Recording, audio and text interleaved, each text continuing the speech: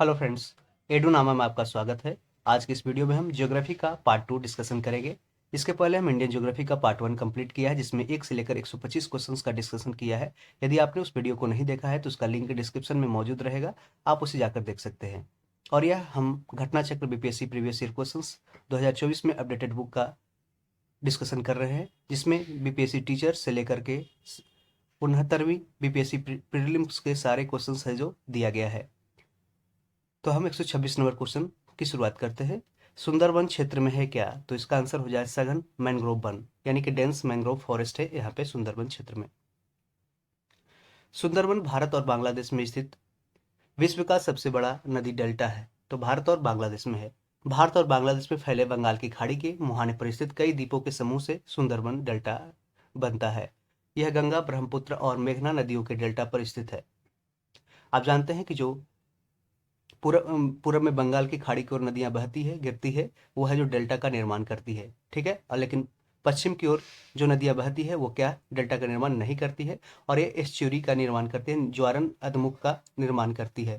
जैसे कि नर्मदा, ताप्ती, जुआरी और मांडवी और फिर पेरियार हो गया, ये सब सारी नदियां हैं जो क्या तो ये पश्चिम में गिरती है अरब सागर की ओर, और एक है जो डेल्टा का निर्माण नहीं करती, एस्चुरी का निर्माण करती है, क्योंकि इसका ढलान है जो तीव्र रहता है, पहाड़ी ढलान तीव्र रहता है, जिस कारण से वो डेल्टा का निर्माण नहीं कर पाता है। और इधर क्या तो ढलान है जो चौड़ा है, जिस कारण से यहाँ पे डेल्टा का निर्माण होता है। जैसे कि गंगा, ब्रह्मपुत्र, मेघना हो गया, गंगा, गोदावरी, महानदी, कृष्णा, कावेरी, सारे ये नदियां हैं जो पूरब की ओर गिरती है बंगाल की खाड़ी में, सारे ये डेल्टा का निर्माण करती है। आगे की ओर क्वेश्चन बढ़ते हैं। कांटेदार जंगल नहीं पाए जाते हैं, तो यहाँ पे कर्नाटक में पाया जाता है, आंध्र प्रदेश में पाया जाता है, तमिलनाडु में पाया जाता है, यानी कि तीनों स्टेट में पाया जाता है। इसमें कह रहा है इसमें से कोई भी आंसर नहीं होगा, यानी कि उपयुक्त में से कोई नहीं। ठीक है। कहाँ पे नहीं पाया जाता है? तो ये तीनों जगह पाया जाता है।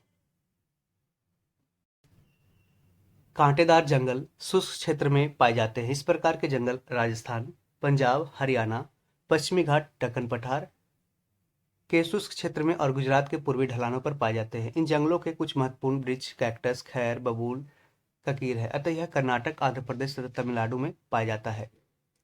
कैगा पूछा है, कैगा क्या है? तो कैगा मंगलौर के निकट है, जहां न्यूक्लियर विद्युत संयंत्र है। आप जानते हैं कैगा कर्नाटक में है। ठीक है। कैगा कर्नाटक में एक न्यूक्लियर प्लांट है।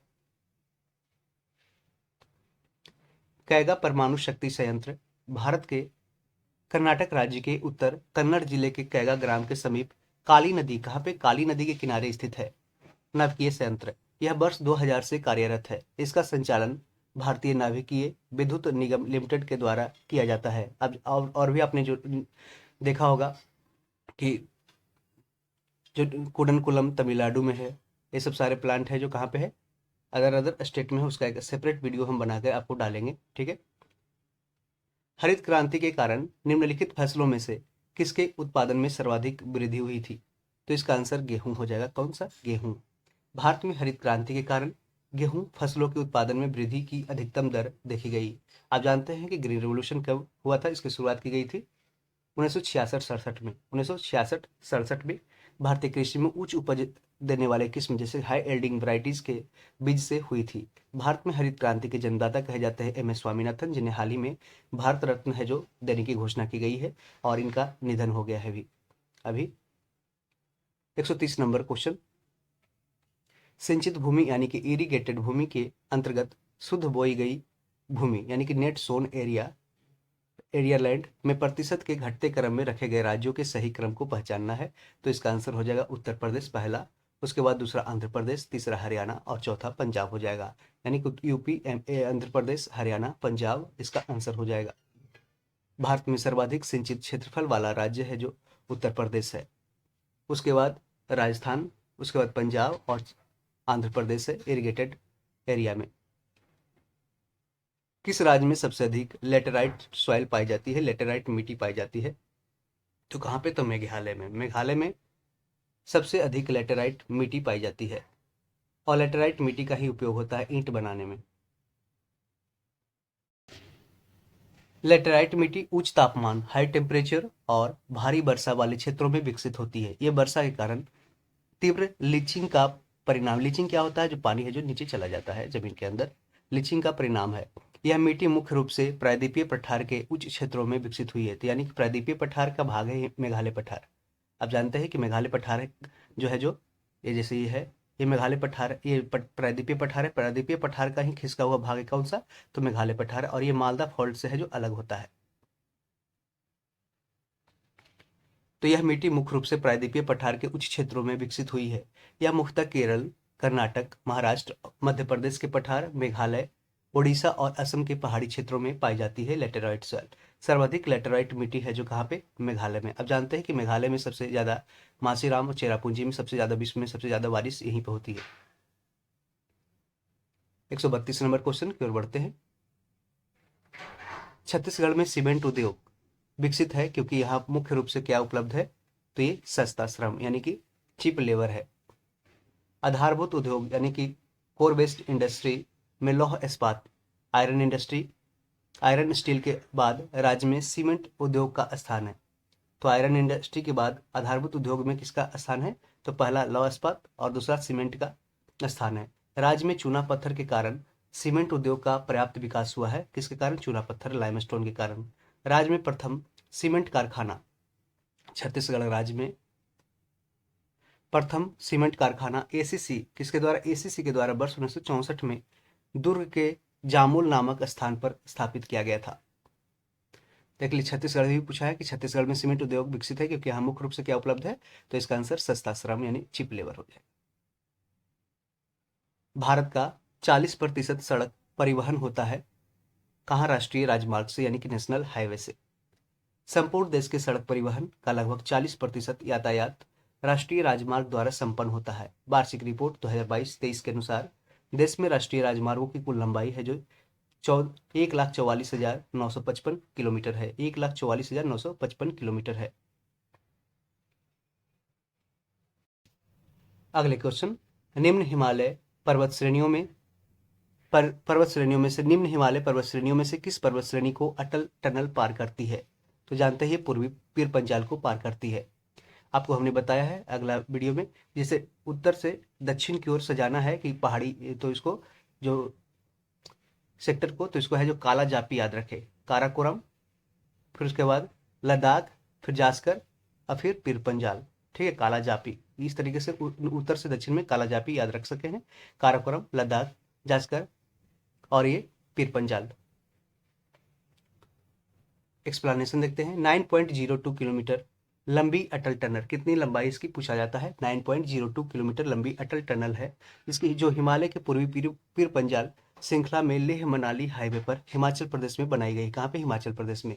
अटल टनल रणनीतिक रूप से महत्वपूर्ण, लद्दाख को सुदूर लाहौल और स्पीति घाटी तक सभी, लाहौल और स्पीति घाटी कहाँ पे? हिमाचल प्रदेश में है, तक सभी मौसमों में सड़क मार्ग सुनिश्चित करने के लिए बनाई गई है। हालांकि सुरंग केवल लाहौल प्रदेश में केलांग के उत्तर में दारचा तक कनेक्टिविटी प्रदान करेगी। इसका निर्माण सीमा सड़क संगठन यानी कि बॉर्डर रोड ऑर्गेनाइजेशन, जिसकी स्थापना कब हुई थी? 1960 में। ये दरोगा एग्जाम में कई बार पूछा गया क्वेश्चन है। इसका निर्माण सीमा सड़क संगठन बीआरओ द्वारा किया गया है तथा यह भारत के लिए सामरिक दृष्टि से महत्वपूर्ण है। वर्ष 2002 में तत्कालीन प्रधानमंत्री उस समय के से अटल बिहारी वाजपेयी थे। अटल बिहारी वाजपेयी एवं लेफ्टिनेंट जनरल प्रकाश सूरी जो डायरेक्टर जनरल वार्ड रोड्स ने इस टनल की शुरुआत किए थे। 3 अक्टूबर 2020 को रोहतांग, हिमाचल प्रदेश में प्रधानमंत्री नरेंद्र मोदी ने अटल टनल का उद्घाटन किया। कब? 2020 में।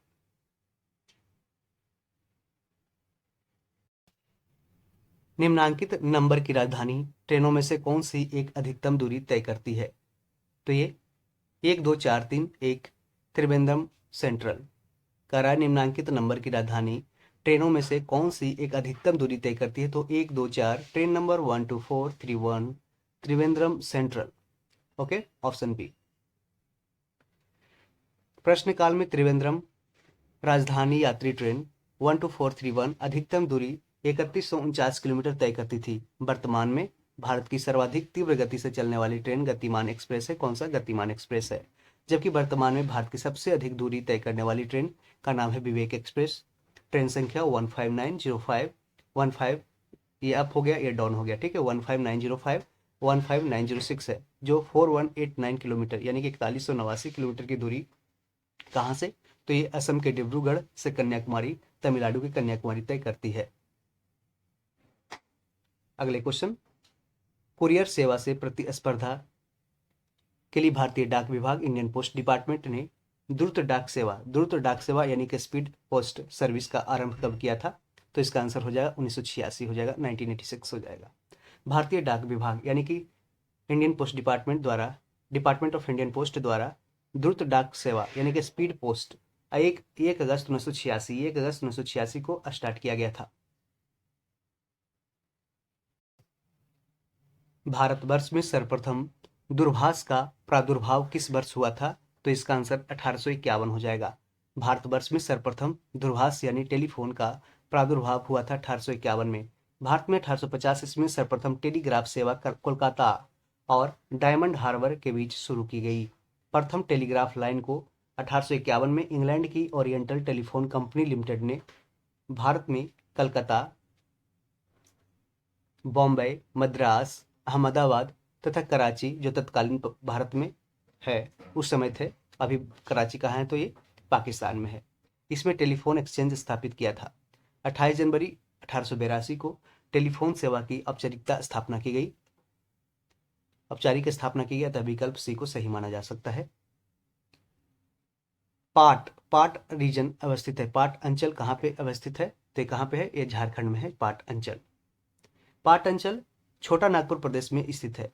ये ऊंचे पठार होते हैं, पाट को बोलते हैं ऊंचे पठार, जो ऐसे करके समतल होते हैं, और जो छोटा नागपुर का पठार है इस तरीके से ही पठार है जो पाट तरीके से इसे है, ठीक है। छोटा नागपुर पठार का अधिकांश भाग झारखंड राज्य के अंतर्गत आता है, और ये छोटा नागपुर पठार को कहा जाता है भारत का रूर, यानी कि जो रूर है जो जर्मनी का है शहर, जहाँ पे सबसे ज़्यादा कोयला का प्रोडक्शन किया जाता है जर्मनी में, इसलिए भारत को भी जहाँ से छोटा नागपुर पठार है जो कोयला का भंडार है, जिस कारण से छोटा नागपुर पठार को कहा जाता है भारत का रूर कहा जाता है। झुमरी तलैया रेडियो पर गीतों की फरमाइश के लिए प्रसिद्ध है। झुमरी तलैया किस राज्य में स्थित है, तो यह है जो झारखंड में स्थित है। कहाँ पे, झारखंड में।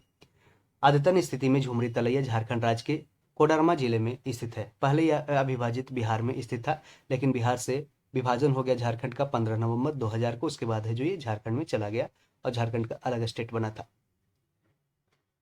क्षेत्रफल के अनुसार निम्नलिखित राज्यों का सही अवरोही क्रम क्या है, तो इसका आंसर हो जाएगा 3 4 1 2, मतलब कि मध्य प्रदेश, उसके बाद उत्तर प्रदेश, उसके बाद करा क्षेत्रफल के अनुसार तो सबसे ज़्यादा क्षेत्रफल किसका है, तो मध्य प्रदेश का, फिर दूसरा स्थान आता है, ठीक है, उत्तर प्रदेश का, और उसके बाद आंध्र प्रदेश का, और फिर बिहार का आता है दिए गए क्वेश्चन के अनुसार।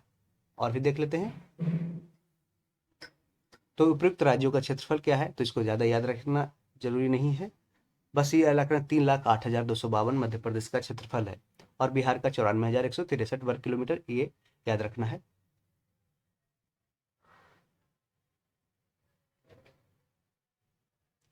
भौगोलिक क्षेत्र की दृष्टि से भारत के निम्न जिलों में से कौन सा जिला सबसे बड़ा है, क्वेश्चन रिपीट किया है कई बार, ठीक है, तो इसका आंसर याद रखें, ऐसे क्वेश्चन पूछे जाते हैं। तो एक कच्छ जिला है, कच्छ जिला जो गुजरात में है। संबंधित राज्यों की आधिकारिक वेबसाइट के अनुसार जिलों के कुल क्षेत्रफल निम्नलिखित है, जैसे कि लेह जो लद्दाख में है वो 45,100 वर्ग किलोमीटर में है।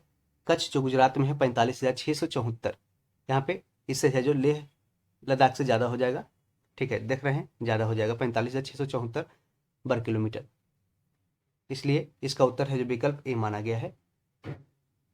लेकिन हाँ, बिहार लोक सेवा आयोग ने इसका उत्तर है जो विकल्प ए माना था, यानी कि क्या माना था, ऑप्शन ए में था लेह माना था, लेकिन ऐसा आंसर गलत हो जाएगा।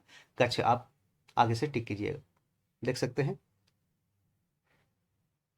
असम कुल मिलाकर कितने राज्यों और केंद्र शासित प्रदेशों से क्षेत्रों से घिरा हुआ है, तो इसका आंसर हो जाएगा 7 हो जाएगा, 7 हो जाएगा।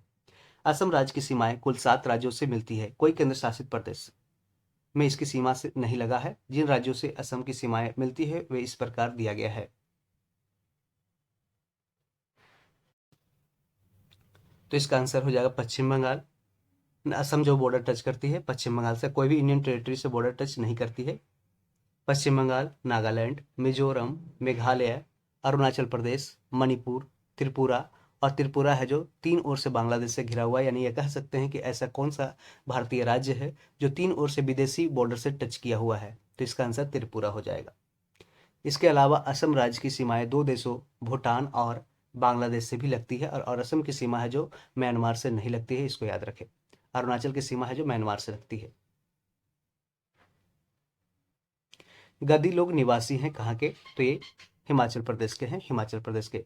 गद्दी जनजाति हिमाचल प्रदेश तथा संघ शासित प्रदेश जम्मू और कश्मीर तथा लद्दाख में निवास करती है।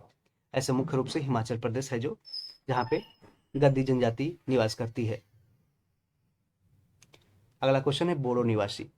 बोडो निवासी इनहेबिटेंट्स है कहाँ के, तो ये गारो पहाड़ी के। गारो पहाड़ी जानते हैं, गारो खासी जयंतिया पहाड़ी है जो कहाँ पे है, मेघालय में है। और ये गारो खासी जयंतिया ट्राइब्स के नाम पे उस पहाड़ का नाम रखा गया है। बोडो जनजाति एक नृजातीय और एक बहुभाषी समुदाय है जो भारत के उत्तर पूर्व की गारो पहाड़ियों तथा असम के बोडोलैंड में पाई जाती है। कौन, बोडो जनजाति। गंगा की जलोढ़ की गहराई भूमि सतह के नीचे लगभग कितनी है, तो 6000 मीटर तक की होती है। Option A. ओल्डहम के अनुसार गंगा के जलोढ़ निक्षेपों की मोटाई है जो 4000 से 6000 मीटर तथा ग्लेनी के अनुसार 2000 मीटर है। भारत की सबसे बड़ी वह नदी फ्लोइंग रिवर कौन सी है, तो गंगा है, गंगा।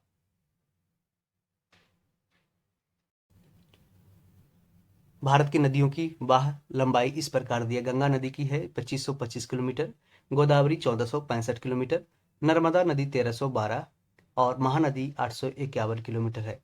तो गंगा 2525, गोदावरी 1465, नर्मदा 1312, 851 कहाँ महानदी है। भारत की सबसे बड़ी वाह नदी कौन सी है, तो गंगा हो जाएगी। गंगा नदी किनारे सबसे बड़ा शहर कौन सा है, तो इसका आंसर कानपुर हो जाएगा। गंगा नदी किनारे सबसे बड़ा शहर कानपुर है। जनगणना 2011 के अनुसार गंगा नदी किनारे स्थित कुछ प्रमुख शहरों की जनसंख्या इस प्रकार दी गई है। तो कानपुर की संख्या है 30,15,645, 30,15,645 कानपुर में, और 25,14,590 पटना, वाराणसी 15,97,000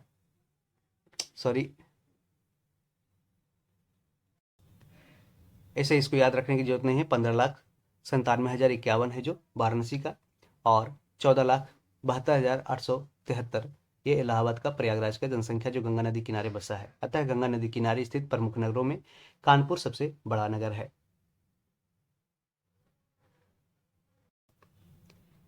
तिब्बत में मानसरोवर झील के पास जिस नदी का स्रोत है वह कौन सा है, तो यह है जो सारे हो जाएगा, सिंधु, ब्रह्मपुत्र, सतलज नदी। उपरोक्त नदियों के उद्गम स्रोत इस प्रकार दिया है। ब्रह्मपुत्र नदी तिब्बत में मानसरोवर के निकट आंगसी हिमनद से निकलती है, यानी कि आंगसी ग्लेशियर से निकलती है ब्रह्मपुत्र नदी तिब्बत में मानसरोवर के निकट। सतलज नदी तिब्बत में मानसरोवर झील के पास राकस ताल से निकलती है सतलज नदी, और सिंधु नदी है जो मानसरोवर झील के निकट से निकलती है। 150 नंबर क्वेश्चन, मानस नदी किस नदी की उपनदी है। मानस नदी किस नदी की उपनदी है, तो इसका आंसर हो जाएगा ब्रह्मपुत्र नदी। मानस नदी ब्रह्मपुत्र नदी की सहायक नदी है। ब्रह्मपुत्र की अन्य सहायक नदियां कौन से है, तो जलधाका है, तिस्ता है, कामेंग है, सुवनसिरी है, धनसिरी, बूढ़ी, दिवांग और कोपिली है। ब्रह्मपुत्र को तिब्बत में यारलुंग सांगपो के नाम से, अरुणाचल प्रदेश में इसे दिहांग, असम में ब्रह्मपुत्र और बांग्लादेश में जमुना नाम से जाना जाता है। ब्रह्मपुत्र नदी तिब्बत, चीन, भारत और बांग्लादेश से होकर प्रवाहित होती है। और दुनिया का सबसे बड़ा जो ये माजुली आइलैंड है जो कहाँ पाया जाता है, यानी नदियों के बीच में है जैसे भूमि है, तो यह है जो माजुली आइलैंड पूरे वर्ल्ड का कौन सा है, कहाँ पे है, ब्रह्मपुत्र नदी में, असम में। नेक्स्ट क्वेश्चन है, निम्नलिखित तुलना के आधार पर हिमालय नदियां की प्रायद्वीपीय नदी से तुलना, यानी कि जो हिमालयन रिवर है उसको पेनिनसुलर रिवर से तुलना करना है कि अधिकांश हिमालय नदियां 12 मासी होते हैं जबकि अधिकांश प्रायद्वीपीय नदियां वर्षा पर निर्भर होती है। यह स्टेटमेंट सही है, क्योंकि जो हिमालय से निकलने वाली नदियां हैं जो हमेशा बहते रहती है, क्योंकि ग्लेशियर पिघलते रहता है। जबकि अधिकांश प्रायद्वीपीय नदियां वर्षा पर निर्भर करती है। जब वर्षा आता है तो उसमें जो पानी भरता है उसका रिवर बेसिन बढ़ता है। ये स्टेटमेंट सही है। हिमालय नदी की ढाल प्रायद्वीपीय नदी की तुलना में अधिक खड़ा है। जाहिर सी बात है कि हिमालय नदी पहाड़ी इलाका से बहती है, जिस कारण से है, जिसका ढाल है जो बहुत ही ऐसे गहरा है, ठीक है। और प्रायद्वीपीय नदी कैसे है, जो जिस तरीके से वो नहर के रूप में बहती है, नदी के रूप में बहती है। प्रायद्वीपीय नदी हिमालय नदी की तुलना में अपने रास्ते से अधिक क्षरण का कारण बनती है। प्रायद्वीपीय नदी हिमालय नदी की तुलना में अपने रास्ते से अधिक क्षरण का कारण बनती है, तो ऐसा गलत है। इसका स्टेटमेंट हो जाएगा ऑप्शन ए 1 और 2 है जो सही हो जाएगा। अधिकांश हिमालय नदियां 12 मासी होते हैं, यानी कि 12 महीना है जो बहते रहती है, जो हिमालयी ग्लेशियरों से जल प्राप्त करती है। जबकि अधिकांश प्रायद्वीपीय नदियां वर्षा पर निर्भर होती है। जब वर्षा होती है तो उसमें है जो पानी आता है। हिमालय नदियां की ढाल प्रायद्वीपीय नदी की तुलना में अधिक खड़ा है। हिमालय नदियां युवा नदी का उदाहरण है। हिमालय नदियां है जो यंग रिवर का उदाहरण, जबकि पुरानी नदियां है का उदाहरण कौन सा है, तो ये सौदर्न, ये पेनिनसुलर रिवर, तथा ये प्रायद्वीपीय नदी की तुलना में अधिक क्षरण का कारण बनती है हिमालय नदी। कौन सी नदी भ्रंश द्रोणी यानी कि फॉल्ट ट्रफ से होकर बहती है, तो इसका आंसर नर्मदा है। फॉल्ट ट्रफ का मतलब है कि रिफ्ट वैली से बोल सकते हैं। आप जानते हैं कि चंबल के जो बीहड़ क्षेत्र होता है, ऐसे इस तरीके से जो मतलब गली इरोजन टाइप का गली में बहता है कौन सा, तो ये नर्मदा, तापी, ये सब नदियां हैं जो बहती है किसमें, ये गली गली गली बहती है। आप दामोदर को भी देखते होंगे, तो ये भी है जो इसी प्रकार से बहती है। जैसे ये आकार ऐसे ले लिया, कभी ऐसे ले लिया, इस तरीके से, ठीक है, गली गली टाइप का बहता है। और ये गिरती कहाँ पे है, तो ये गिरती है पश्चिम की ओर अरब सागर में। और ये डेल्टा का निर्माण नहीं करती नर्मदा, किसका निर्माण करती है, तो ये एस्चुरी का निर्माण करती है, नर्मदा, तापी।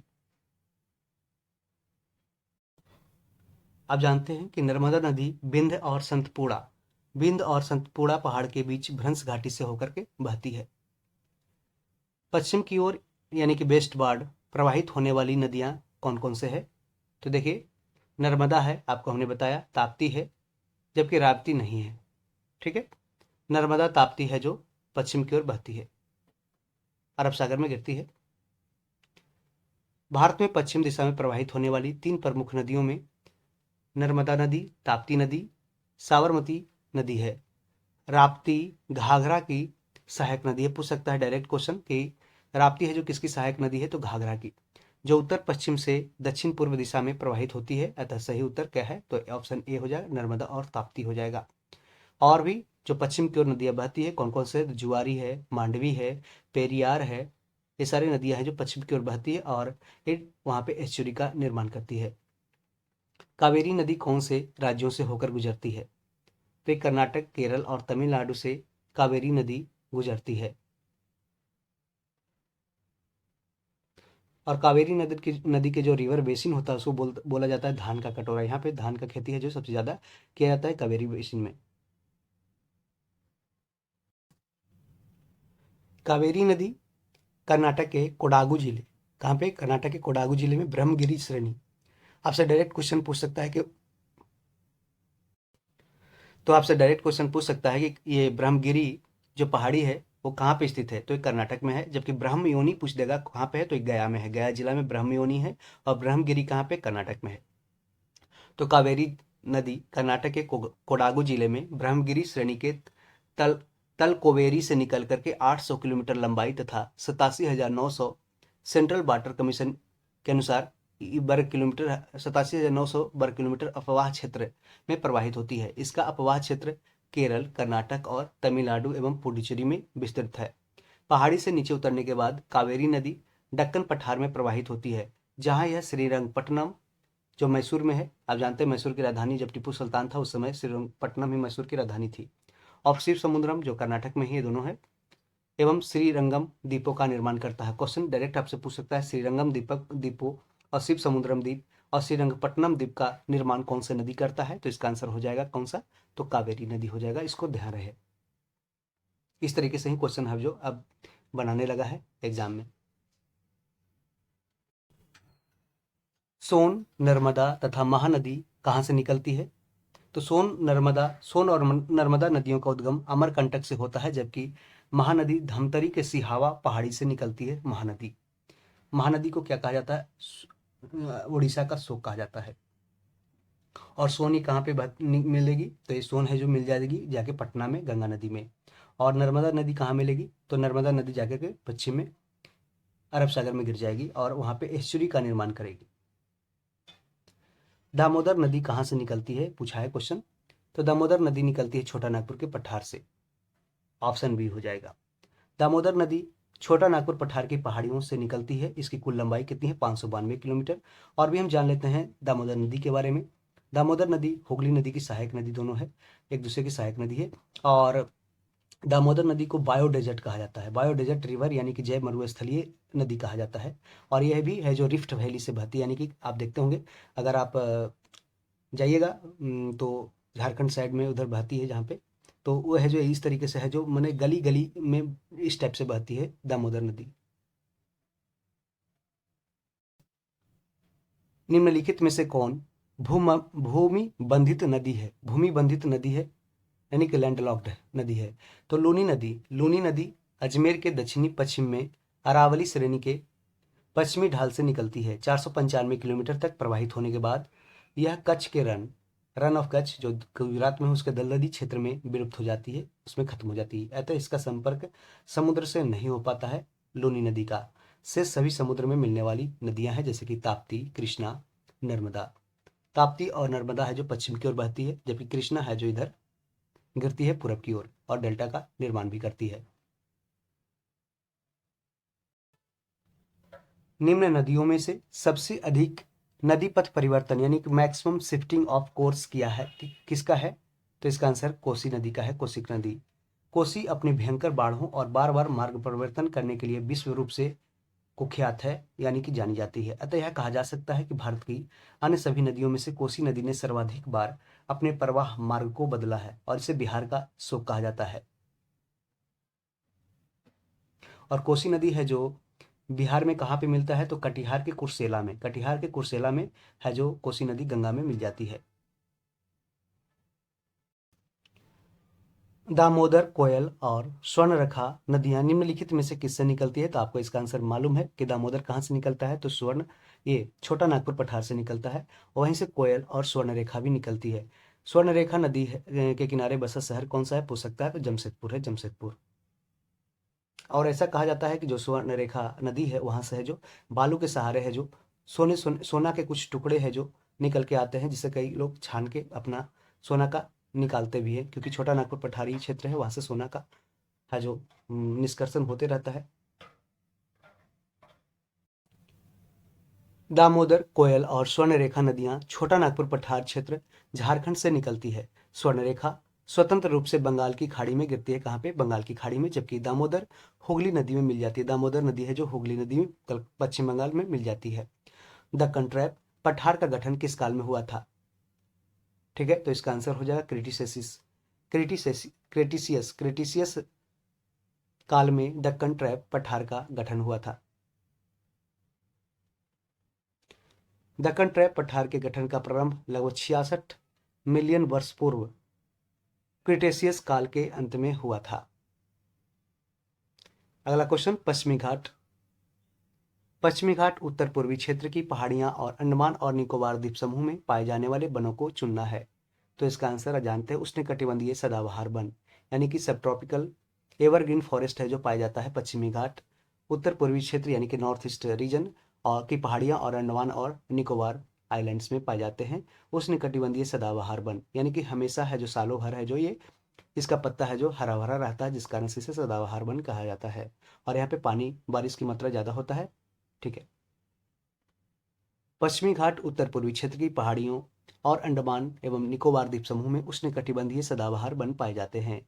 निम्न में से किस राज्य में वन का विस्तार 75% से अधिक नहीं है, तो इसका आंसर ऑप्शन ई हो जाएगा। भारत वन स्थिति report Indian state forest report के अनुसार 2019 के अनुसार विकल्प डी सही उत्तर था, यानी कि विकल्प डी में आप देख सकते हैं कौन सा आंसर है, तो इसका आंसर मध्य प्रदेश हो जाएगा। भारत वन स्थिति रिपोर्ट 2021 के अनुसार प्रश्नगत राज्यों में वन आवरण प्रतिशत पूछा है, तो इस प्रकार दिया गया है। मिजोरम में सबसे ज्यादा है जो कितना है देखिए मिजोरम में पहले था 85.41%, जो कम होकर के हो गया कितना अब 2021 में 84.53%। वहीं नागालैंड में 73.90, सबका याद नहीं रखना है। और मध्य प्रदेश में है जो 25.14% अभी वर्तमान में इसका ISFR 2021 के अनुसार है। तो मिजोरम का कितना है 84.53%। इसके पूरे मतलब कि 100% क्षेत्र है इसका मिजोरम का, उसमें मात्र 16% में ही भूभाग ऐसा है जहाँ पे वन नहीं है, जबकि 84% 85% में आसपास है जो वहाँ पे जंगल ही जंगल है। अतः वर्तमान संदर्भ में प्रश्नगत राज्यों में से नागालैंड और मध्य प्रदेश में वन का विस्तार 75% से अधिक नहीं है। आप देख सकते हैं कि नागालैंड में और मध्य प्रदेश में यहाँ पे है कि यहाँ पे 75% से अधिक अब नहीं रहा, पहले था, या पहले तो मध्य प्रदेश में भी नहीं था, इसलिए ऑप्शन है जो डी मध्य प्रदेश को माना है। समझ चुके होंगे आप लोग, आगे बढ़ते हैं। अगला क्वेश्चन 163 नंबर क्वेश्चन है कि निम्न कथनों पर विचार करना है और सही की पहचान करना है। पहला ऑप्शन है ग्रेटर हिमालय अपनी निरंतरता यानी कंसिस्टेंसी के लिए जानी जाती है। तो स्टेटमेंट हो जाएगा, सही हो जाएगा कि अपनी ग्रेटर हिमालय अपनी निरंतरता के लिए जानी जाती है। दूसरा स्टेटमेंट है निम्न हिमालय अपनी व्यापकता और अनुप्रस्थ वादियों के लिए जाना जाता है। तो ये स्टेटमेंट गलत है। शिवालिक वह हिमालय है जो उत्पत्ति में सबसे नवीनतम है। तो ये स्टेटमेंट सही है। तो 1 और 3 है जो अगर आपसे डायरेक्ट क्वेश्चन पूछ दे कि बाह्य हिमालय किसको कहते हैं, तो आप है जो हिमाद्री को नहीं मारिएगा, ऊपर वाले ग्रेटर हिमालय को नहीं मारिएगा। यह जो क्वेश्चन SSC एग्जाम में पूछा गया है, तो इसका आंसर शिवालिक हो जाएगा, बाह्य हिमालय। ठीक है, एक्सटर्नल हिमालय। ऑप्शन सी हो जाएगा, 1 और 3 करेक्ट हो जाएगा। सही की पहचान करना पूछा गया था। देख सकते हैं ग्रेटर हिमालय पश्चिम से पूरब तक अपनी निरंतरता यानी कंसिस्टेंसी के लिए जाना जाता है। शिवालिक बाह्य हिमालय है जो कि उत्पत्ति की दृष्टि से सबसे नवीनतम है। इस प्रकार प्रश्नगत कथन 1 और 3 सही है। भारत के एक राज्य की निम्न विशेषताएं क्या क्या होती है। हाँ, कह रहा है कि भारत के एक राज्य की निम्न विशेषताएं, किसकी ये विशेषताएं हैं, ये दिया गया है। इसका उत्तरी भाग शुष्क और अर्धशुष्क है। इसके मध्य भाग में कपास की खेती होती है। तो आपको ऑप्शन में जैसे ही कपास आया तो या तो गुजरात होगा या महाराष्ट्र होगा, इस तरीके से ऑप्शन आ गया होगा। खादान, तो ठीक है, आंध्र प्रदेश कट जाएगा, कर्नाटक कट गया, ठीक है, राजस्थान कट गया, यहाँ पे देख सकते हैं कि गुजरात। खाद्यान्न फसलों की तुलना में नकदी फसलों को प्रमुखता दी जाती है, यानी कैश क्रॉप को फसल दी जाती है। आप जानते हैं कि मूंगफली का उत्पादन सबसे ज्यादा कहाँ होता है, तो ये गुजरात में होता है। मूंगफली क्या है, कैश क्रॉप है। तो इसलिए ऑप्शन ए सही हो जाएगा। और इसके उत्तरी भाग में शुष्क और अर्धशुष्क है। प्रश्नगत विशेषताएं गुजरात राज्य की है। इसका उत्तरी भाग शुष्क और अर्धशुष्क है। इसके मध्य भाग में कपास की खेती होती है जो रेगुर सॉइल, ब्लैक सॉइल और स्वतः जुटी हुई मिट्टी में से प्राप्त होती है। यहाँ खाद्यान्न फसलों की तुलना में नकदी फसलों की प्रमुखता दी जाती है। निम्न में से कौन सा बिहार के भूगर्भीय इतिहास में सबसे नवीनतम है। तो बिहार का मैदान है जो बिहार के भूगर्भीय इतिहास में सबसे नवीनतम है, न्यूएस्ट है। बिहार के भूगर्भीय इतिहास में बिहार का सबसे नवीनतम और दक्षिण पूर्व का धारवाड़ शैल सबसे प्राचीनतम है। दक्षिण पूर्व का धारवाड़ सबसे प्राचीनतम है और बिहार का मैदान सबसे नवीनतम है। पुरानी जलोढ़ मिट्टी, ओल्ड एलुवियल सॉइल्स का भंडार बिहार में निम्न में से किस क्षेत्र में पाया जाता है। तो पूर्णिया और पटना में। कहाँ पे, पूर्णिया और पटना में। पुरानी जलोढ़ मिट्टी जिसे कहते हैं, क्या कहते हैं, बांगर कहते हैं, बांगर का भंडार बिहार के पूर्णिया और पटना जिलों में पाया जाता है। भारतीय मानसून मौसमी विस्थापन से इंगित है, जिसका कारण क्या है, तो इस स्थल और समुद्र का विभेदी तापमान, यानी कि जो डिफरेंस ऑफ टेम्परेचर इन स्थल, जो लैंड और जो ओशन है उसका टेम्परेचर डिफरेंस है, जो जिसके कारण से भारतीय मानसून मौसमी विस्थापन से इंगित है।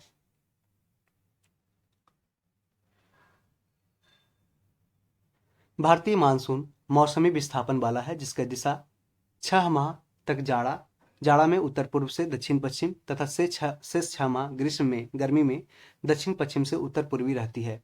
इन मानसून हवाओं की उत्पत्ति तापक्रम में भिन्नता यानी कि टेम्परेचर डिफरेंस के कारण होती है या अन्य किसी कारण से इस पर पर्याप्त मतभेद है। इसके लिए दो संकल्प नाव का प्रतिपादन किया गया है। जैसे पहला, तापीय संकल्पना अर्थात मानसून की उत्पत्ति स्थल और जल के असमान संगठन तथा उनके गर्म और ठंडा होने के विरोधी स्वभाव के कारण होती है, अर्थात इस पर सूर्य के उत्तरायण और दक्षिणायन का पर्याप्त प्रभाव है।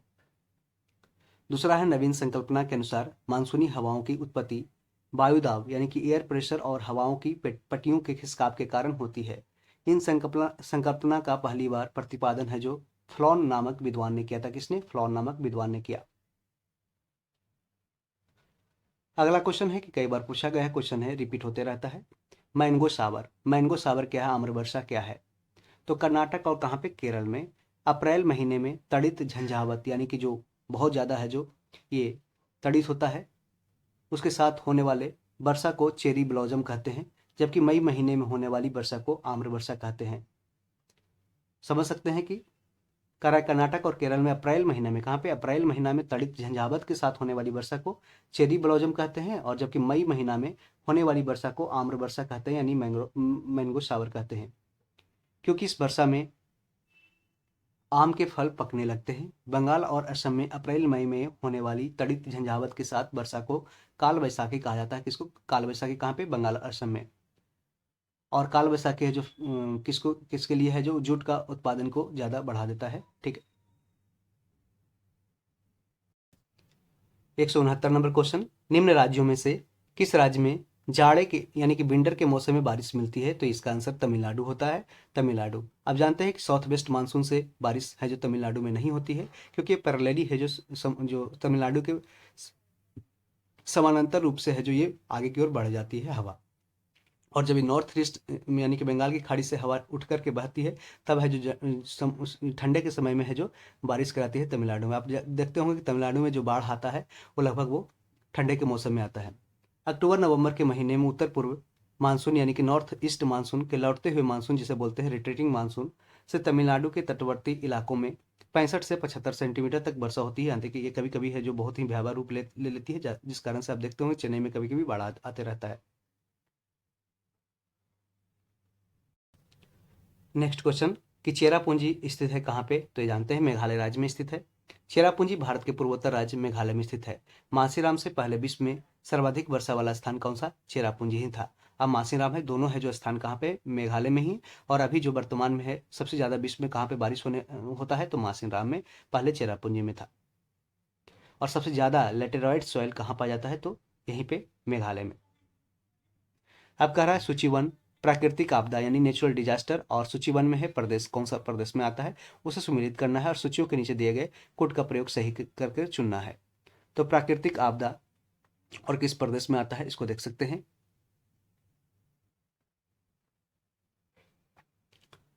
ऑप्शन मिला लीजिए। ठीक है। बाढ़ कहाँ आएगा? तो उत्तर प्रदेश और बिहार के मैदान में। आप जानते हैं कि ये गंगा क्षेत्र के आसपास जो कोसी नदी है जो बाढ़ लाता है बिहार में। ठीक है, 1 का 3 हो जाएगा। भूकंप, तो हिमालय का गिरिपाद क्षेत्र यानी कि जो हिमालय के तराई क्षेत्र, हिमालय के जो नीचे वाले फुट हिल्स है उसमें है जो गिरिपाद मतलब फुट हिल्स होता है, तो यहाँ पे आता रहता है भूकंप, और जैसे कि नेपाल में आते रहता है। और सूखा, तो ये मध्य पूर्वी भारत यानी कि सेंट्रल ईस्ट इंडिया में है जो सूखा देखने को मिलता है, जैसे कि आप लातूर जिला महाराष्ट्र में है, या फिर जो मध्य प्रदेश के कुछ जिला है, चंबल घाटी है, ये सब सारे हैं जो वहाँ पे सूखा देखने को मिलता है। चक्रवात, ऑप्शन डी का हो जाएगा। 2 हो जाएगा। चक्रवात कहाँ? तो झारखंड और उत्तरी ओडिशा के क्षेत्र में जो है जो बहते रहती है पश्चिम वो पूरब की ओर से बंगाल की खाड़ी से उठते रहती है चक्रवात। इसके लिए ऑप्शन बी है जो सूटेबल हो जाएगा। यहाँ पे देख सकते हैं मिलान सही दिया गया है। बाढ़ कहाँ? उत्तर प्रदेश बिहार के क्षेत्र मैदान। भूकंप हिमालय का गिरिपाद क्षेत्र। सूखा मध्य पूर्वी भारत। चक्रवात झारखंड और उत्तरी ओडिशा में। नेक्स्ट क्वेश्चन, करेवाज जानते हैं। करेवास मृतिका को जाफरान यानी केसर का एक स्थानीय प्रकार के उत्पादन के लिए उपयोगी है। कहाँ पाई जाती है? तो आप जानते हैं पूरे कश्मीर हिमालय यानी कि जम्मू कश्मीर में है जो केसर का उत्पादन किया जाता है, और पूरे विश्व में है जो जम्मू का जो ये केसर का उत्पादन किया जाता है उससे पूरे विश्व में है जो ईरान में किया जाता है, और पूरे भारत में है जम्मू कश्मीर में। और करेवाज की खेती, करेवाज जो सॉइल से वो पाया जाता है, उसके लिए है जो जाफरान, वहीं पे है जो जाफरान, जो केसर का एक स्थानीय प्रकार है, उसको उत्पादन के लिए जाना जाता है करेवाज। जाफरान या केसर की खेती के लिए कश्मीर घाटी प्रसिद्ध है। कौन सी कश्मीर घाटी प्रसिद्ध है? जो करेवा मिट्टी में उपजाई जाती है। यह मुख्यतः जलीय प्रक्रम द्वारा निर्मित मृदा है, परंतु इसके निर्माण में हिमानी और बाढ़ प्रक्रम का भी योगदान है। करेवा किस प्रकार की खेती के लिए प्रसिद्ध है? जानते हैं, केसर के लिए है, केसर के लिए। रेगड़, रेगड़ जिसको रेगुर भी बोलते हैं, रेगुर किसका नाम है? तो जानते हैं काली मिट्टी का, ब्लैक सॉइल का है। काली मिट्टी को स्थानीय रूप से रेगुर या रेगड़ या कपासी मिट्टी या उष्णकटिबंधीय चरणोजम या इसे स्वतः जुती हुई मिट्टी भी कहते हैं, आदि अलग अलग नामों से जाना जाता है। भारत में इसका विस्तार लगभग 5.46 लाख वर्ग किलोमीटर क्षेत्र में है, जो भारत की कुल मिट्टी का 16.6% है, जो रेगुर सॉइल है। यह मिट्टी गुजरात, महाराष्ट्र, पश्चिमी मध्य प्रदेश, उत्तर पश्चिमी आंध्र प्रदेश, कर्नाटक, तमिलनाडु, राजस्थान, छत्तीसगढ़ और झारखंड के बड़े भागों तक विस्तृत है, फैला हुआ है। रेगुर मृदा का सर्वाधिक विस्तार कहाँ पे है? महाराष्ट्र में है, इसको ध्यान रहे। आपसे डायरेक्ट क्वेश्चन पूछ सकता है कि रेगुर मिट्टी सबसे ज्यादा कहाँ पाई जाती है, तो इसका क्षेत्रफल सबसे ज्यादा है महाराष्ट्र में। और आप जानते हैं कपास के लिए सर्वोत्तम मिट्टी है रेगुर सॉइल। नेक्स्ट क्वेश्चन कि रेगड़ मिट्टी सबसे ज्यादा कहाँ है? तो ये महाराष्ट्र में है, क्वेश्चन पूछा है। रेगुर नाम क्या है? तो ये काली मिट्टी का है, काली मिट्टी का ऑप्शन भी हो जाएगा। मृदा अपरदन रोका जा सकता है किससे? तो यानी कि सॉइल इरोजन को रोका जा सकता है। जैसे कि फॉरेस्ट, ये सॉइल इरोजन मतलब ये होता है कि पानी आया तो यहाँ पे मिट्टी है, तो पानी है जो देखते होंगे कि बह जाता है, मिट्टी के पानी है जो मिट्टी को बहा देता है। मृदा संरक्षण के अंतर्गत वे सभी उपाय सम्मिलित हैं जो मिट्टी को अपरदन से बचाते हैं और उसकी उर्वरता को बनाए रखते हैं। मृदा अपरदन को रोकने के कुछ प्रभावी उपाय इस प्रकार दिया गया है, जैसे कि वृक्षारोपण, यानी कि जो फॉरेस्टेशन करके वृक्ष को रोपते हैं, वृक्ष को अगर रोपते हैं तो जड़ को है जो जड़ है जो उसको मिट्टी को है जो रोके रखती है, पानी गिरता भी है तो उसको बहने नहीं देती है। यह सर्वाधिक सशक्त उपाय है वृक्षारोपण।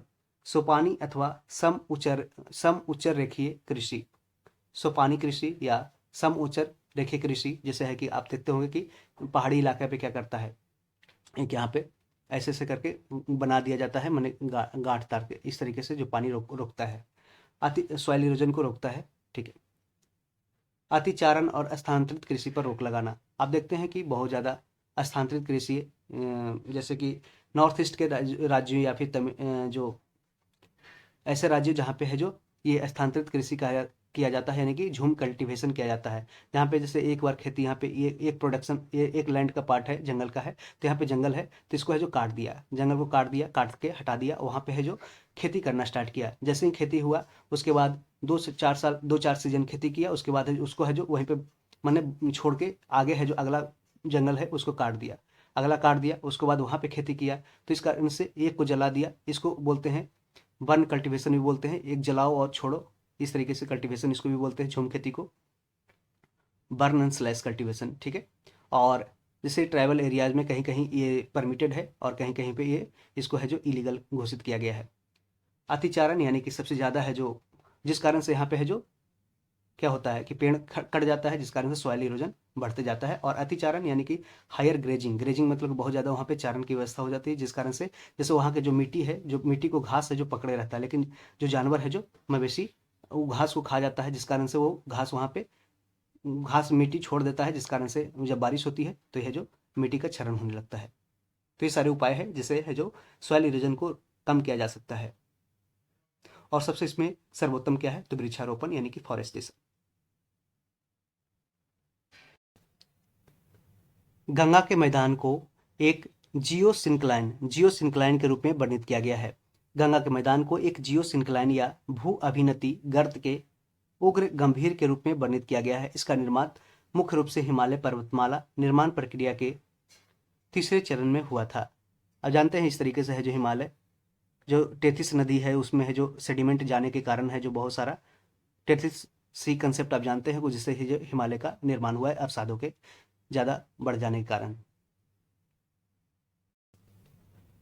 गंगा के मैदान की पुरानी कछारी मिट्टी क्या कहलाती है? तो ये कहलाती है बांगर।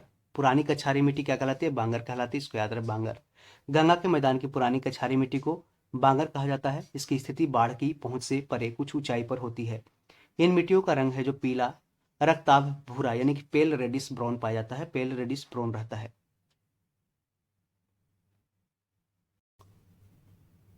निम्नलिखित में से कौन सी मिट्टी नदियों द्वारा निर्मित है? तो इसका आंसर जलोढ़ मिट्टी हो जाएगा, अलुवियल सॉइल हो जाएगा। जलोढ़ मिट्टी का निर्माण नदियों के छोड़े गए गाद के द्वारा यानी कि सेडिमेंट्स के द्वारा होता है। जलोढ़ मृदा देश के 33.5% भागों में लगभग 11 लाख वर्ग किलोमीटर क्षेत्र में फैला हुआ है। जलोढ़ मिट्टियों को 2 उपवर्गों में बांटा गया है। कितने? 2 उपवर्गों में। नवीन जलोढ़ जिसे खादर कहते हैं, नवीन जलोढ़ को क्या कहते हैं? खादर कहते हैं। खादर का निर्माण नदी के बाढ़ के मैदानी क्षेत्र में होता है, जहां प्रतिवर्ष बाढ़ के दौरान मिट्टी की नवीन परत का जमाव होता रहता है। दूसरा है प्राचीन जलोढ़िया जिसे बांगर कहते हैं। मिट्टी की स्थिति बाढ़ की पहुंच से दूर कुछ ऊंचाई पर होती है। 181 नंबर क्वेश्चन की ओर बढ़ते हैं। भारत के कुल भौगोलिक क्षेत्रफल में वन क्षेत्र का क्या प्रतिशत है? तो इसका आंसर उस समय के अनुसार देखिए 2001-2 में पूछा गया था, रिलेवेंट नहीं है। आगे हम बढ़ते हैं। कह रहा है कि the state of forest report 2003 के अनुसार भारत के कुल 20.64% अर्थात लगभग उस समय के, ठीक है। देहरादून स्थित भारतीय वन सर्वेक्षण, ये पूछ सकता है क्वेश्चन कि भारतीय वन सर्वेक्षण विभाग कहाँ है? तो देहरादून में। प्रत्येक 2 वर्ष पर उपग्रह चित्रण यानी सैटेलाइट इमेजिंग के माध्यम से है जो देश का वन आवरण यानी कि वन का जो कवर है उसको वन स्थिति report the state of forest report शीर्षक से जारी करता है।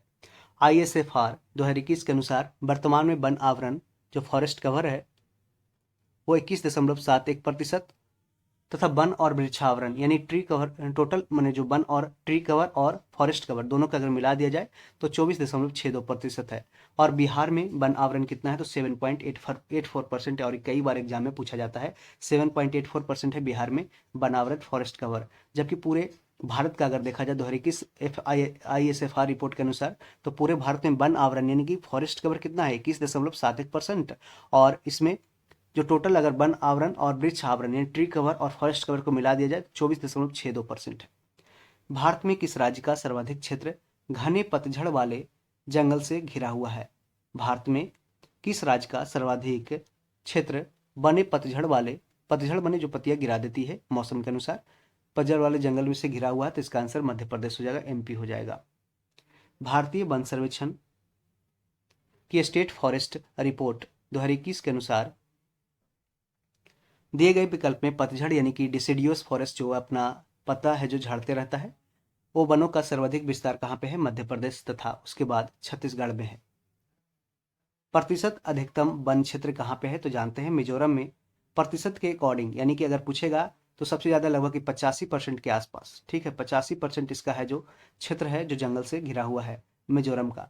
जैसे कि पूरे 100% में 85%, मात्र 15% में भूभाग है। जबकि सबसे क्षेत्रफल में बोलेगा तो सबसे ज्यादा क्षेत्रफल किसका है? तो ये मध्य प्रदेश का जो वन से घिरा हुआ है।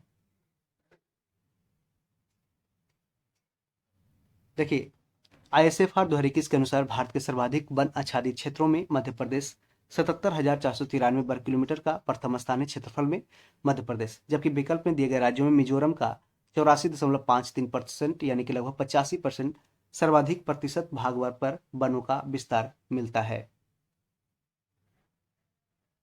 नेक्स्ट क्वेश्चन, भारत के किस राज्य में वन्यजीव अभ्यारण्य सबसे अधिक संख्या में है? कहाँ पे? वाइल्ड लाइफ सेंचुरी सबसे ज्यादा कहाँ पे है? तो है जो इसका आंसर महाराष्ट्र हो जाएगा, महाराष्ट्र। जनवरी 2023 तक की स्थिति के अनुसार भारत के राज्यों में वन्यजीव अभ्यारण्य की सर्वाधिक संख्या महाराष्ट्र में 49 है। कहाँ पे? महाराष्ट्र में कितना है? तो 49 है, 49। जबकि संघ राज्य अंडमान और निकोबार द्वीप समूह में कितना है? तो 97 है। यदि यूनियन टेरिटरी में पूछा तो सबसे ज्यादा कहाँ है? अंडमान निकोबार द्वीप समूह में। अगला क्वेश्चन है 185 नंबर क्वेश्चन के निम्न कथनों पर विचार करना है। कि निम्न कथनों पर विचार करना है कि भारत में बाघ परियोजना 1973 में, जानते हैं कि टाइगर प्रोजेक्ट कब आया था भारत में? 1973 में। वाइल्ड लाइफ प्रोटेक्शन एक्ट आया था 1972 में। उसके बाद है जो बाघ परियोजना की घोषणा की गई थी 1973 में। उस समय जो इंदिरा गांधी है जो प्रधानमंत्री थी।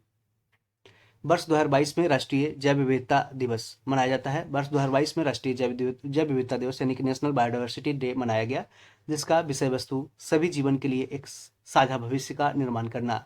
आप जानते हैं कि जो जैव विविधता दिवस वो मनाया जाता है 22 मई को, ये 20 वाला है, ठीक है, वर्ल्ड का, ठीक है।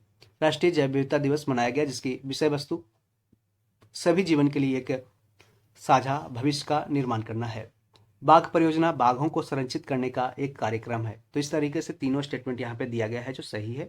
और भी कुछ प्रोजेक्ट है, उसको याद रखें कि जो प्रोजेक्ट एलिफेंट आया था 1992 में आया था, 1992 में प्रोजेक्ट एलिफेंट आया था। और प्रोजेक्ट वल्चर यानी कि जो गिद्ध का संरक्षण के लिए प्रोजेक्ट वल्चर लाया गया था, वो कब लाया गया था? 2006 में। आप देखे होंगे कि 2000 के आगे 2001-2 में है जो वल्चर्स यानी कि जो गिद्ध है उसकी जनसंख्या में कमी आने लगी, क्योंकि है जो मवेशियों को जो दिए जाने वाला जो ड्रॉप था, क्या था वो, डाइक्लोफेनाक नामक दिया जाता था, जिससे है कि दूध का प्रोडक्शन किया जाने के लिए उसके जो मवेशियों में फैट में जमा होने लगा है डाइक्लोफेनाक, जिस कारण से अगर मवेशी को अगर मर जाता था मवेशी, उसको फेंका जाता था और वहाँ पे है जो ये गिद्ध है जो उसको है जो खाता था, जिस कारण से उसका फैट में जमा जो कीटनाशक होता था वो चला जाता था उसके पेट में, और जिस कारण से उसके मूड़ी है जो टेढ़ा होकर वो है जो सारा गिद्ध है जो लगभग गिर गया, और है जो जिसने भी खाया वो है जो अपंग हो गया, जिस कारण से इस वल्चर को के जनसंख्या को रोकने के लिए, जनसंख्या को बचाने के लिए है जो 2006 में भारत सरकार द्वारा प्रोजेक्ट वल्चर लागू किया गया। पूछ सकता है आपको डाइक्लोफेनाक उस दवा का नाम, ठीक है।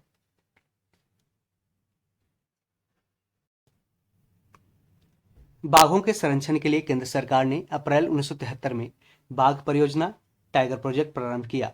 अंतर्राष्ट्रीय जैव विविधता दिवस मनाया जाता है 22 मई को। वर्ष 2022 में इस दिवस का विषय थीम था building A shared future for all life, यानी सभी जीवन के लिए एक साझा भविष्य का निर्माण करना था। 2023 में इसका विषय थीम क्या है? तो इसका था from agreement to action build back biodiversity, और ये क्वेश्चन पूछा भी गया है 2 एग्जाम में।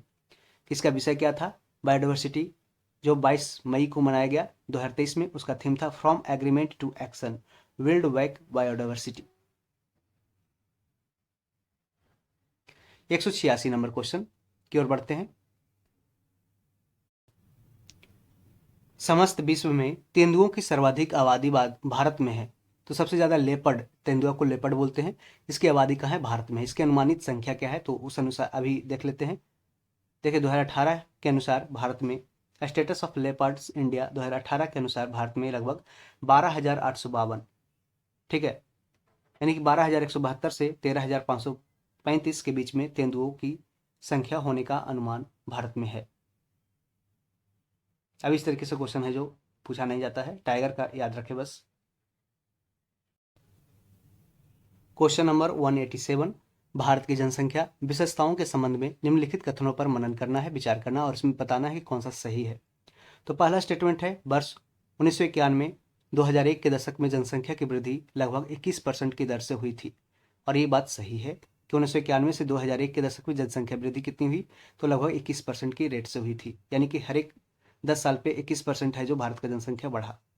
1991 की अपेक्षा 2001 में पुरुष व महिला साक्षरता का अंतर बढ़ गया। यह स्टेटमेंट गलत है। यहाँ पे देख सकते हैं आंसर में दिया है ऑप्शन सी 1 और 4, यानी कि 1 4 है जो सही है।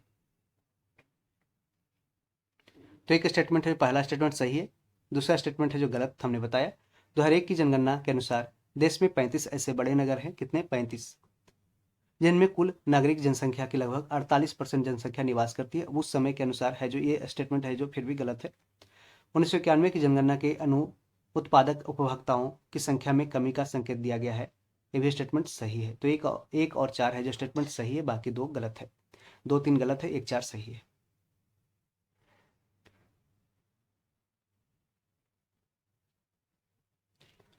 वर्ष 1991 से 2001 के दशक में जनसंख्या की वृद्धि दर 21.54% थी। 1991 में पुरुष और महिला साक्षरता दर का अंतर है जो 24.8% था, जो वर्ष 2001 में 21.6% रह गया। 2001 की जनगणना के अनुसार 35 बड़े नगरों में 48% नगरीय जनसंख्या निवास नहीं करती है।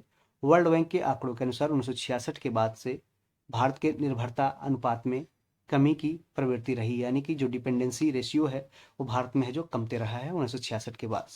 ये वर्ल्ड बैंक का रिपोर्ट है।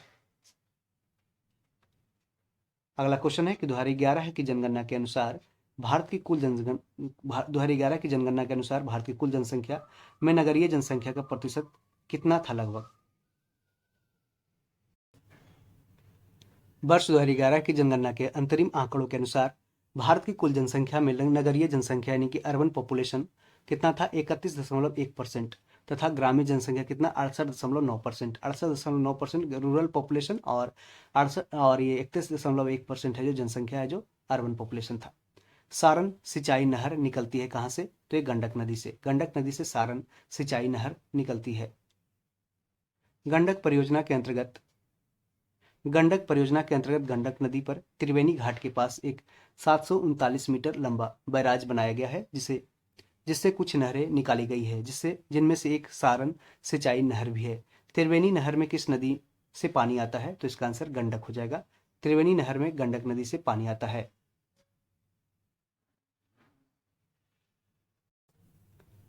भाखड़ा नांगल एक संयुक्त परियोजना है किसका, तो ये हरियाणा, पंजाब और राजस्थान की भाखड़ा नांगल एक संयुक्त परियोजना है और ये सतलज नदी पे है। भाखड़ा नांगल बहुउद्देशीय परियोजना पंजाब, हरियाणा और राजस्थान राज्यों का संयुक्त उपक्रम है, अंडरटेकिंग है। इसके अंतर्गत भाखड़ा और नांगल के पास सतलज नदी पर दो बांधों यानी दो डैम का निर्माण किया गया है। और डैम से भी क्वेश्चन पूछा जाता है, जैसे अभी हाल ही में दरोगा मेंस एग्जाम में पूछा गया कि कोयना डैम कहाँ है। कोयना डैम कहाँ पे है, तो महाराष्ट्र में है स्थित। नेक्स्ट क्वेश्चन, भाखड़ा नांगल बांध किस नदी पर बनाया गया है, पूछा है क्वेश्चन, तो सतलज पे। सतलज किस नदी पर शिव समुद्रम जलप्रपात स्थित है, तो यह है जिसका कावेरी हो जाएगा। शिव समुद्रम कावेरी कर्नाटक में। ठीक है, गरसोपा पूछ देगा, तो यह जो कहाँ पे, जोग या गरसोपा, यह जो शरावती नदी पे कर्नाटक में। शिव समुद्रम जलप्रपात कर्नाटक में कावेरी नदी पर स्थित है। इस नदी का उद्गम कर्नाटक के कोडागु जिलों की ब्रह्मगिरी पहाड़ियों से होता है। इसका अपवाह क्षेत्र कौन सा है, तो यानी फ्लोइंग एरिया है कर्नाटक, केरल, तमिलनाडु और पुडुचेरी है जो किसका है, तो ये कावेरी का है, कावेरी का।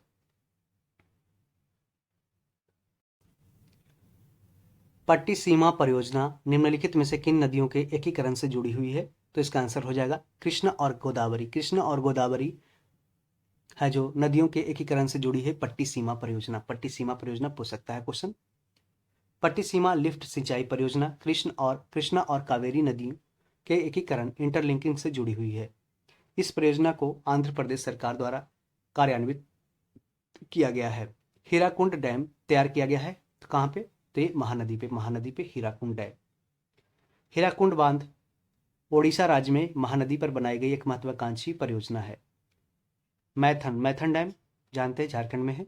मैथन बेल पहाड़ी और तिलैया बांध किस नदी पर बनाए गए हैं, तो इसका आंसर हो जाए बराकर नदी पे।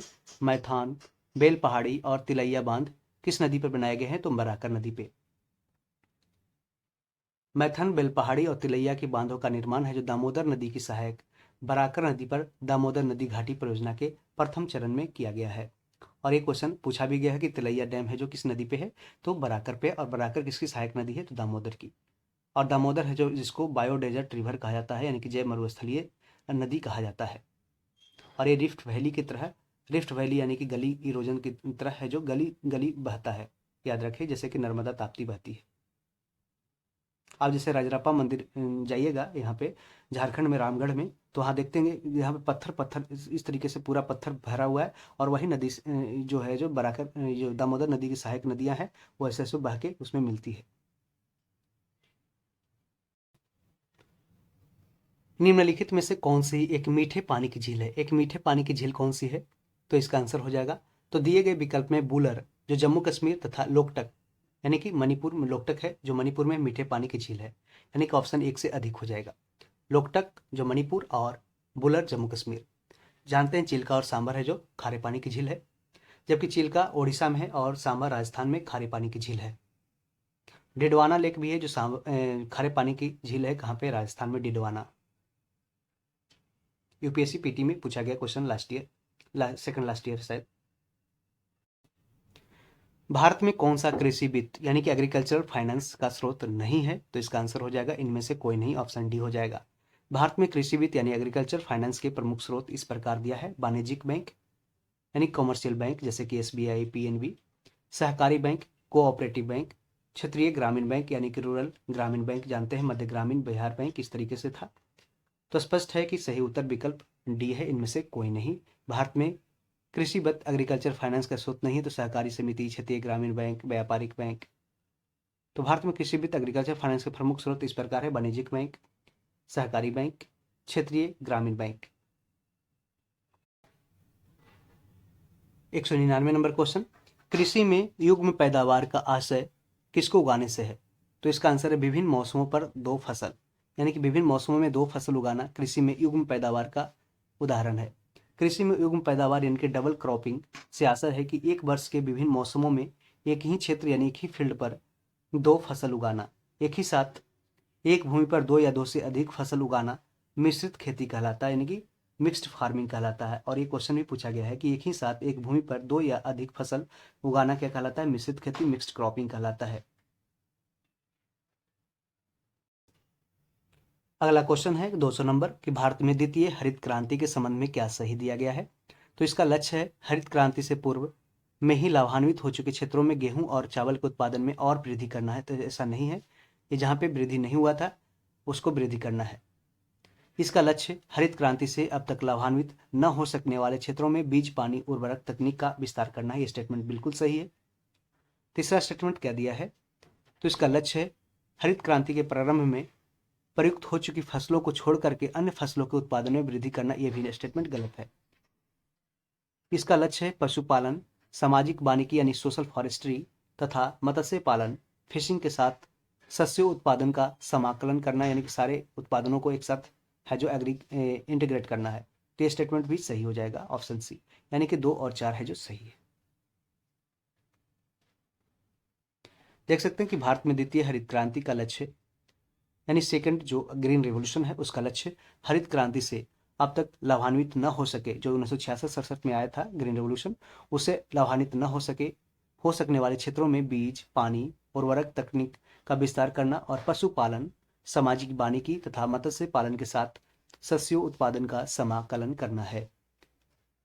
201 नंबर क्वेश्चन, नकदी फसल में सम्मिलित कौन सी नहीं है? तो इसका आंसर गेहूं हो जाए। गेहूं एक नकदी फसल नहीं है। नकदी फसल का मतलब कैश क्रॉप होता है। कैश क्रॉप मतलब ये है कि वैसे फसल जिसको खेत से आप निकाल करके, मतलब खेत से काटाई करके या बुआई, उसको निकाल करके आप जो डायरेक्ट है जो मार्केट में सेल कर सकते हैं और सिर्फ घर पे स्टोरेज ज़्यादा दिनों तक नहीं रख सकते, जैसे कि कपास, गन्ना, जूट। गन्ना को जैसे ही ज़्यादा दिन तक जैसे ही आप स्टोर करके रखेंगे उसका टोटल जो उसमें पानी है, पानी की मात्रा है वो जो सूख जाएगी और आपका फसल बर्बाद हो जाएगा। नकदी फसल में सम्मिलित नहीं है तो गेहूं इसका आंसर हो जाएगा, जबकि कपास, गन्ना, जूट नकदी फसल है। नकदी फसल कैश क्रॉप के अंतर्गत गन्ना, शुगरकेन, कपास, कॉटन, जूट, तंबाकू, तिलहन, ऑयल सीड्स प्रमुख है। गेहूं की फसल नकदी फसल न होकर के खाद्य फसल है, फूड क्रॉप है। तो आप जानते हैं कि जूट को क्या कहते हैं? गोल्डन फाइबर कहते हैं, सुनहरा रेशा भी कहते हैं। बीपीएससी में पूछा भी गया क्वेश्चन है कि जूट को क्या कहते हैं? गोल्डन फाइबर, सुनहरा रेशा। और जबकि कपास को क्या कहते हैं? तो व्हाइट सिल्वर कहते हैं, यानी कि श्वेत चांदी कहते हैं। ठीक है। और टोबैको जानते हैं कि टोबैको का सबसे ज़्यादा प्रोडक्शन कहाँ होता है? तो राजमुंदरी, आंध्र प्रदेश में होता है, आंध्र प्रदेश में। और 31 मई को, कब? 31 मई को है जो तंबाकू निषेध दिवस यानी कि एंटी टोबैको डे मनाया जाता है 31 मई को।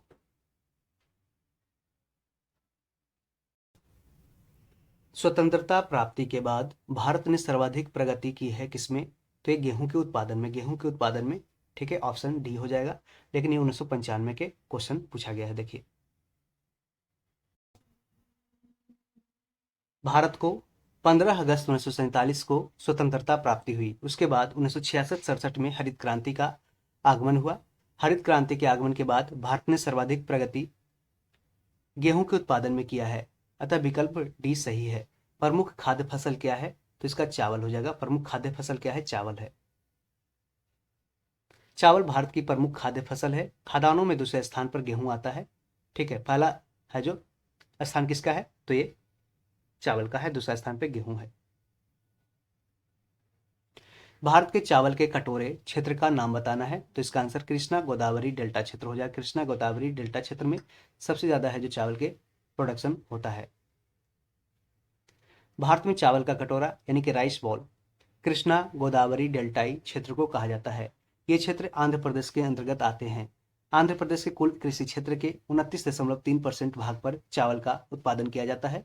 लगभग 2/3 यानी कि 2/3 चावल खरीफ फसलों के अंतर्गत बोया जाता है। यहाँ चावल के प्रमुख उत्पादक क्षेत्र तेलंगाना और रायलसीमा है। जो रायलसीमा कहाँ पे? आंध्र प्रदेश में है, जो कृष्णा के गोदावरी डेल्टाई क्षेत्रों में विस्तृत है। अतः सही उत्तर विकल्प बी है। खेती के अंतर्गत क्षेत्र के अनुसार भारत में सबसे महत्वपूर्ण खाद्य फसल कौन सी है? तो इसका आंसर चावल हो जाएगा, चावल हो जाएगा।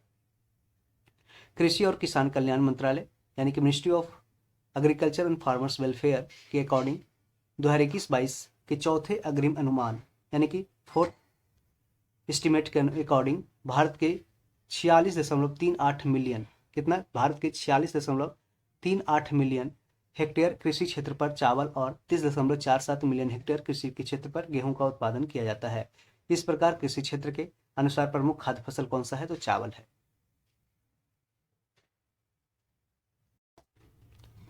भारत में कौन सी फसल सर्वाधिक क्षेत्र में बोई जाती है? तो इसका आंसर चावल हो जाएगा, चावल हो जाएगा। भारत का सबसे बड़ा कपास उत्पादक राज्य कौन सा है? तो इसका आंसर महाराष्ट्र हो जाएगा, जो भारत का सबसे बड़ा कपास का उत्पादन करता है। और कपास को क्या कहते हैं? व्हाइट सिल्वर कहते हैं, श्वेत चांदी। आर्थिक समीक्षा इकोनॉमिक सर्वे 2022-23 के अनुसार भारत के अग्रणी कपास उत्पादक राज्य पहला है महाराष्ट्र, दूसरा गुजरात और तीसरा तेलंगाना है। अतः सही उत्तर विकल्प बी है, महाराष्ट्र। कृषि और किसान कल्याण मंत्रालय के अकॉर्डिंग 2021-22 के चौथे अग्रिम अनुमान के अनुसार 3 शीर्ष कपास उत्पादक राज्य कौन सा है? पहला गुजरात, दूसरा महाराष्ट्र और तीसरा तेलंगाना है 2021-22 के अनुसार। लेकिन 2022-23 के अनुसार ये सही ऑप्शन है, महाराष्ट्र, गुजरात और तेलंगाना। अगला क्वेश्चन है 208 नंबर। गन्ने के उत्पादन में राज्यवार घटते क्रम यानी कि डिसेंडिंग ऑर्डर में है, कौन सा है? तो इस उत्तर प्रदेश हो जाएगा, महाराष्ट्र हो जाएगा, तमिलनाडु और कर्नाटक हो जाएगा। जो गन्ना उस समय क्वेश्चन 2000 में पूछा गया है। देख लेते हैं इसका एक्सप्लेनेशन। प्रश्न काल में क्रमशः उत्तर प्रदेश, महाराष्ट्र, तमिलनाडु और कर्नाटक गन्ने के अग्रणी उत्पादक राज्य थे। लेकिन 2021-22 के चतुर्थ अग्रिम अनुमान के अनुसार भारत के प्रमुख गन्ना उत्पादक राज्य इस प्रकार दिया है: पहला उत्तर प्रदेश, दूसरा महाराष्ट्र, तीसरा कर्नाटक हो गया और चौथा गुजरात और पांचवा तमिलनाडु। तो आपसे डायरेक्ट सजाने के लिए पूछ सकता है कि उत्तर प्रदेश, महाराष्ट्र, कर्नाटक, गुजरात और तमिलनाडु, इसको याद रखें, जो गन्ना प्रोडक्शन करता है 2021-22 के अनुसार। शुष्क भूमि यानी कि ड्राई लैंड के लिए सर्वाधिक उचित फसल कौन सी है? तो इसका आंसर हो जाएगा मूंगफली हो जाएगा, मूंगफली। दिए गए विकल्प के अनुसार शुष्क भूमि के लिए सर्वाधिक उचित फसल कौन सी है? मूंगफली है। यह शुष्क प्रदेशों की वर्षा आधारित खरीफ फसल है। शुष्क प्रदेशों की वर्षा आधारित है खरीफ फसल। आप याद रखें कि मूंगफली कौन सा फसल है? खरीफ फसल है। गेहूं मुख्यतः शीतोष्ण कटिबंधीय रबी ऋतु, और ये क्वेश्चन अभी यूपीएससी पीटी में, हाँ लास्ट ईयर यूपीएससी पीटी में पूछा गया था कि मूंगफली कैसा फसल है, तो ये खरीफ फसल है। ठीक है, गेहूं मुख्यतः शीतोष्ण कटिबंधीय रबी ऋतु की फसल है। ठीक है, जिसे सिंचाई की सुविधा वाले क्षेत्रों में उगाया जाता है। कहाँ पे? सिंचाई वाले क्षेत्रों में गेहूं की उपज होती है।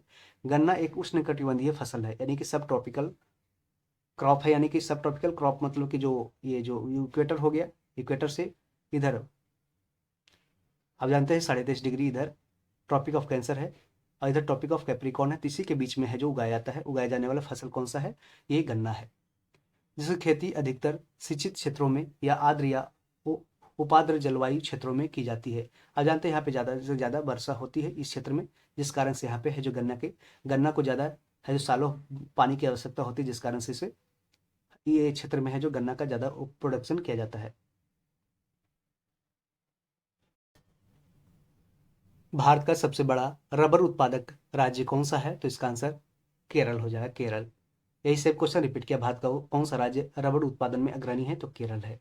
तो फ्रेंड्स, इस तरीके से आप देख रहे हैं कि हम 211 क्वेश्चन 125 से कवर कर चुके हैं और इसमें टोटल 267 नंबर तक क्वेश्चन है। ठीक है, जो पूरे कंप्लीट कर देगा, यानी कि 1 से लेकर के 267 क्वेश्चन हमने 2 पार्ट वीडियो में कंप्लीट करने वाले हैं।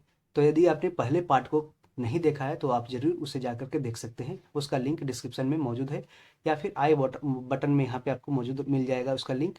आप उसे जैसे घटना चक्र प्लेलिस्ट का आप ओके कीजिएगा, उस पर है जो आपको सारे वीडियो मिल जाएंगे। उससे और भी जैसे हिस्ट्री है, ज्योग्राफी है, और भी सेक्शन बिहार के हिस्ट्री, बिहार की ज्योग्राफी, उसको वीडियो को आप देख सकते हैं। उम्मीद करते हैं कि यह वीडियो आपको अच्छा लग रहा होगा और इसे अपने दोस्तों में आप ज़रूर शेयर करेंगे, क्योंकि बहुत ही अच्छे तरीके से हम एक्सप्लेन कर करके आपको लाइन बाय लाइन है जो घटना चक्र का बुक है जो आपको हम डिस्कशन कर रहे हैं। उम्मीद है कि आपकी तैयारी के लिए काफ़ी फायदेमंद ये साबित होने वाली है।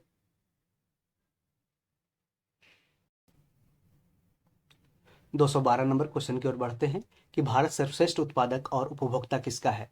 तो प्रश्नकाल में भारत विश्व में चाय और दाल का सबसे बड़ा उत्पादक और उपभोक्ता देश था, लेकिन फूड एंड एग्रीकल्चर ऑर्गेनाइजेशन जिसकी स्थापना जिसका हेडक्वार्टर कहाँ है तो रोम में है। इटली की राजधानी कहाँ पे, रोम में। और यही पूछ देगा ILO यानी कि इंटरनेशनल लेबर ऑर्गेनाइजेशन का जो हेडक्वार्टर कहाँ पे है। तो ILO के हेडक्वार्टर कहाँ है, तो ये जेनेवा में है। कहाँ पे, जेनेवा में। ठीक है, इसको याद रखें।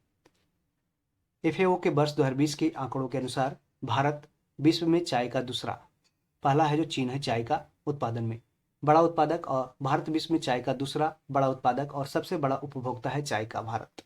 वहीं दूसरी तरफ भारत दाल के उत्पादन और उपभोग में प्रश्नकाल से वर्तमान तक अग्रणी है, यानी कि सबसे ज़्यादा दाल का उपजाता भी है और खा भी जाता है, यानी कि किसी को बेच नहीं पाता है।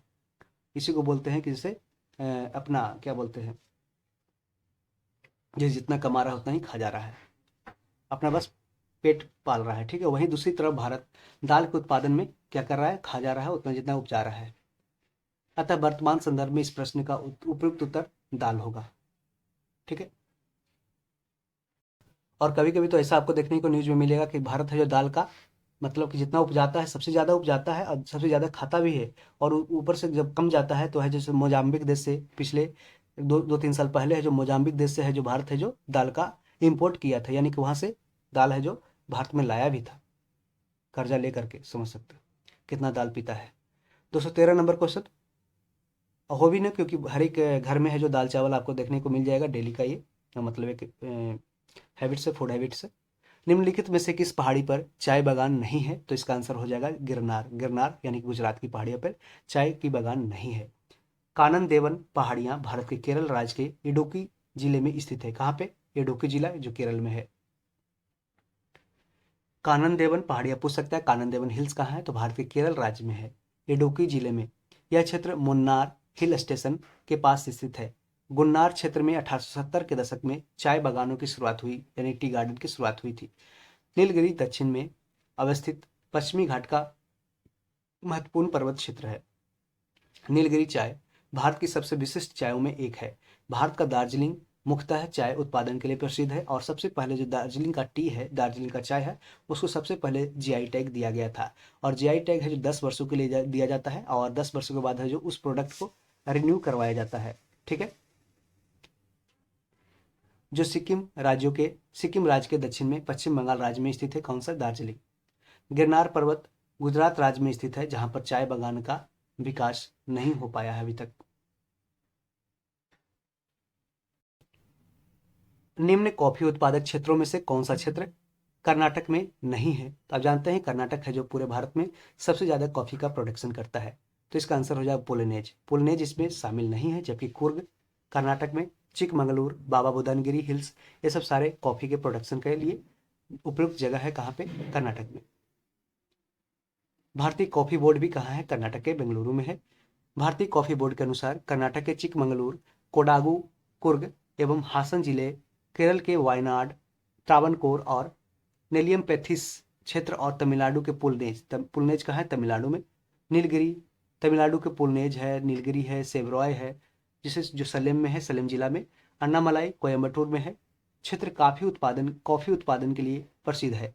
बाबा बुदानगिरी कर्नाटक में है, जहां भारत में सर्वप्रथम कॉफी के पौधे रोपित किए गए थे। यानी बाबा बुदानगिरी हिल्स पूछ देगा कि किसके लिए फेमस है, तो ये कॉफी प्रोडक्शन के लिए, और ये कहाँ पे है, कर्नाटक में है।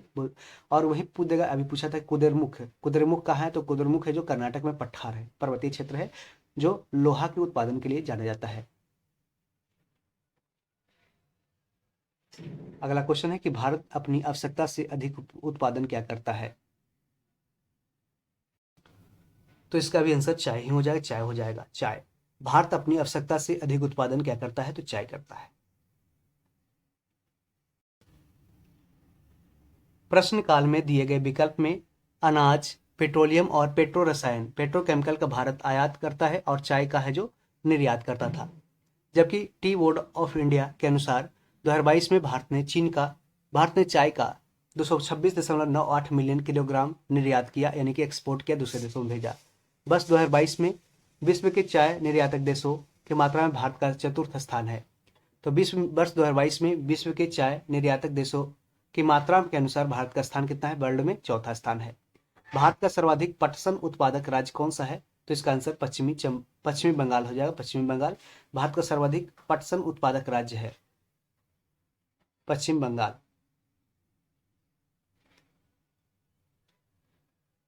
डायरेक्टोरेट ऑफ जूट डेवलपमेंट के अनुसार 2017 से 18 में जूट और मेस्ता दोनों के उत्पादन में पश्चिम बंगाल प्रथम स्थान पे है, जबकि बिहार द्वितीय स्थान पे।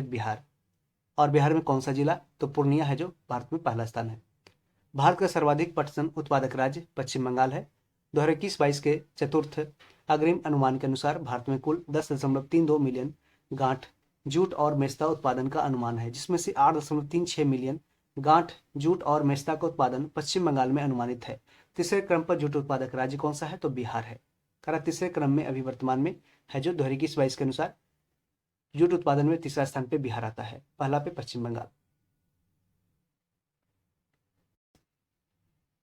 अभी हमने देखा कि भारत के राज्यों में से जूट उत्पादन की दृष्टि से बिहार का स्थान क्या है। तो यहाँ पे ऑप्शन के अकॉर्डिंग द्वितीय हो जाएगा, लेकिन आपने अभी देखा कि वहां पे ऊपर में ऑप्शन में कि कह रहा है कि तीसरे क्रम पर जूट उत्पादक राज्य कौन सा है? तो बिहार है, यानी कि 2021-22 के अनुसार। ठीक है, ये तीसरा स्थान पे बिहार है, तो इसका आंसर तृतीय कर लीजिएगा सुधार करके।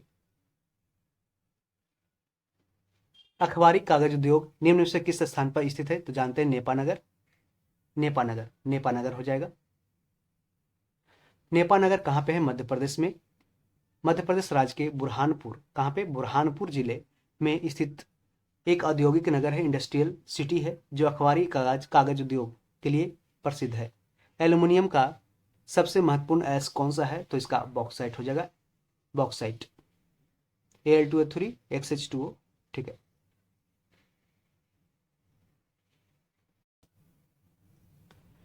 विकल्पों में एल्यूमिनियम का सर्वाधिक महत्वपूर्ण अयस्क कौन सा है? बॉक्साइट है। यह विश्व में एल्यूमिनियम का मुख्य स्रोत है।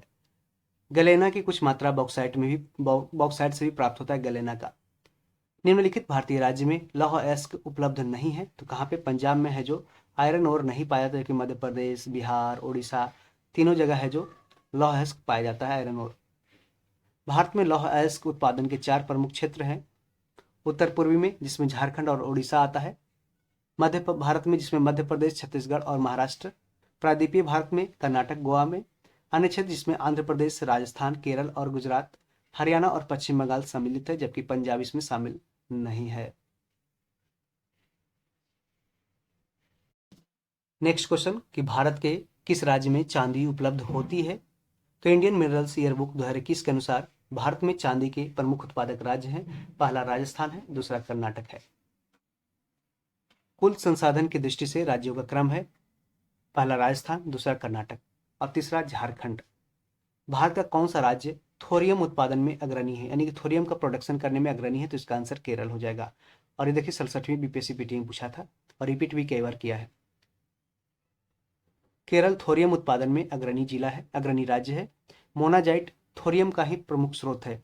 ठीक है, IREL इंडियन जो मिनरल्स रिपोर्ट के अनुसार भूतपूर्व Indian rare earth limited Ernakulam जिले अलुवा में स्थित संयंत्र में मानवालुकुरिची, जो तमिलनाडु से प्राप्त मोनाजाइट को संशोधित कर थोरियम उत्पादित करती है।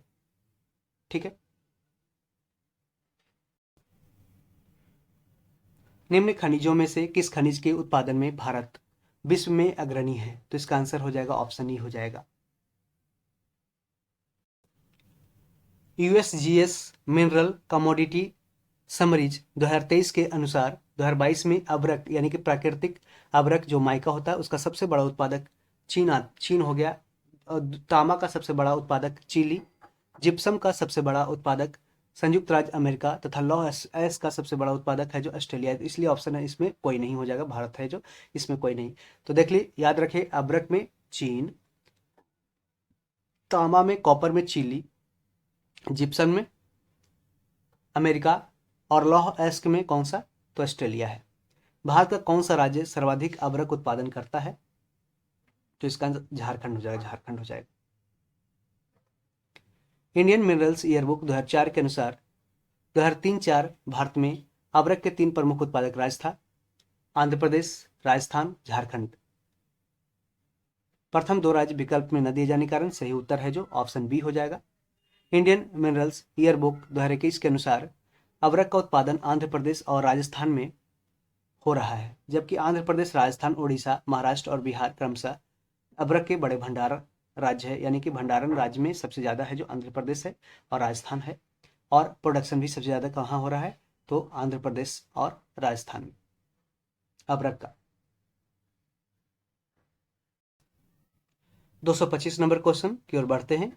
भारत में खनिज उत्पादन में समृद्ध राज्य पहचानना है, तो इसका आंसर बिहार हो जाएगा। उस समय झारखंड जब साथ था। प्रश्नकाल में मूल्य की दृष्टि से सबसे बड़ा खनिज उत्पादक राज्य बिहार था। इंडियन ब्यूरो ऑफ माइंस के अनुसार मूल्य की दृष्टि से 5 खनिज उत्पादक राज्यों का क्रम था। प्रतिशत हिस्सेदारी 2021-22 में नोट करना है कि ईंधन और लघु माइनर खनिजों को छोड़ करके क्रमशः इस प्रकार है। पहला उड़ीसा, दूसरा कर्नाटक, तीसरा महाराष्ट्र, चौथा छत्तीसगढ़ और 5वां झारखंड। तो कह रहा है कि मूल्य की दृष्टि से 5 खनिज उत्पादक राज्यों का क्रम अभी है। पहला में उड़ीसा है, दूसरा कर्नाटक, तीसरा महाराष्ट्र, छत्तीसगढ़ और 5वां झारखंड है। इसको ये 2021-22 के अनुसार है। अगले क्वेश्चन फ्रेंड्स, हमने 100 क्वेश्चंस कंप्लीट कर चुके हैं और 125 से हमने स्टार्ट किया था, 126 से 226 पहुंच चुके हैं। और अभी जो वीडियो आप अभी तक देख रहे हैं तो आपको धन्यवाद। और थोड़ा सा क्वेश्चन और भी बचा है, 267 तक क्वेश्चन है, उसको हम कंप्लीट कर लेंगे। पूरे ज्योग्राफी कंप्लीट इंडियन ज्योग्राफी का हो जाएगा। और हमने वर्ल्ड ज्योग्राफी का कंप्लीट करा दिया है, तो उसे आप प्लेलिस्ट में जाकर के देख सकते हैं, जिसका लिंक डिस्क्रिप्शन में मौजूद रहेगा या फिर आई बटन में आपको मिल जाएगा, इंड स्क्रीन पे आपको मिल जाएगा। तो उम्मीद करते हैं कि आप इस वीडियो को एंजॉय कर रहे होंगे और इसे अपने दोस्तों में ज़रूर शेयर करेंगे, क्योंकि ये वीडियो काफ़ी ही एग्जाम ओरिएंटेड है और सारे एग्जाम के लिए ये इंपॉर्टेंट रहने वाला है। तो इसे अपने दोस्तों में ज़रूर शेयर करें और चैनल पे पहले बार अभी तक आए हैं तो सब्सक्राइब जरूर कर लें, क्योंकि हमने देखा है कि जो बाच आवर होता है वहाँ पे दिखाता है कि सब्सक्राइबर है जो कम देखते हैं और अनसब्सक्राइबर है जो ज़्यादा देखते हैं। यानी कि आप देखते तो हैं वीडियो को लेकिन सब्सक्राइब नहीं करते हैं। आप जैसे इधर उधर की कॉमेडी वीडियो देख लेते हैं, उसको सब्सक्राइब